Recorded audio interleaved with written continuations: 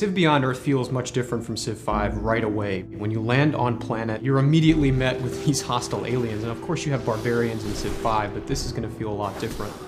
We're huge fans of both science and science fiction, so we wanted to make sure the game starts in a believable place. But it starts moving out very quickly and taking these little steps into the more fantastic. So for that, we looked, far and wide, especially the canon of classic sci-fi literature. There's really no shortage of great sci-fi material out there that we drew from.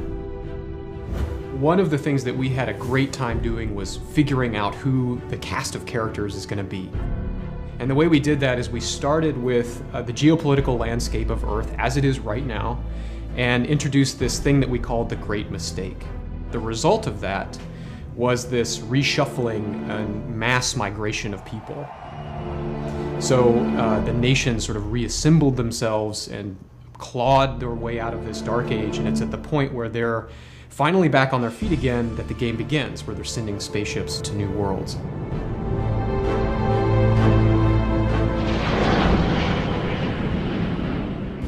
Their leaders represent this multicultural mixing that happens. So a lot of them speak a mixture of languages. For example, the American Reclamation Corporation. How may the corporation serve you? The sponsor that you can pick for that, Suzanne Fielding, speaks a combination of Spanish and English sort of interchangeably.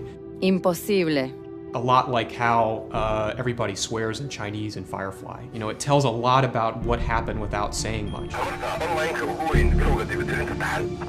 So the tech web is probably the most fundamental change to this game. Tech is really the engine of civilization, and in historic Civ it follows a pattern that most people already recognize. But in this game, you're moving forward into an uncertain future, which has technologies that we obviously haven't invented yet. So we wanted to make a structure that would let the player play exploratively and kind of discover along the way what technologies were going to be useful or advantageous or just interesting to them. And the tech web is so big that you will not get all the technologies in the course of any one game, which is another departure from historic Civ. But then you start again and end up with a completely different blend that makes your game more exploratory and also more replayable. The orbital layer is a really exciting addition to Civilization. The ground is always the star of the show, and the orbital layer is there to reinforce that drama that's going on underneath. So when you land on the planet almost right away, you can go back into the orbit around it and put up tactical or economic or research satellites that are going to augment or change up the situation on the ground. So, defend yourself from invasion or make your cities into economic powerhouses or spy on your neighbors and steal things from them. That's just one of several sort of fundamentally new ways to play the game. People over there, are you ready for the awesomeness?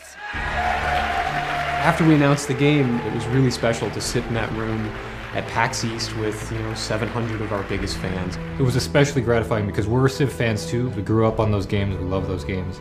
And this game was really inspired by that. It's really our thank you to the fans who've been asking us to make this game for a long time, and we've wanted to make for a long time.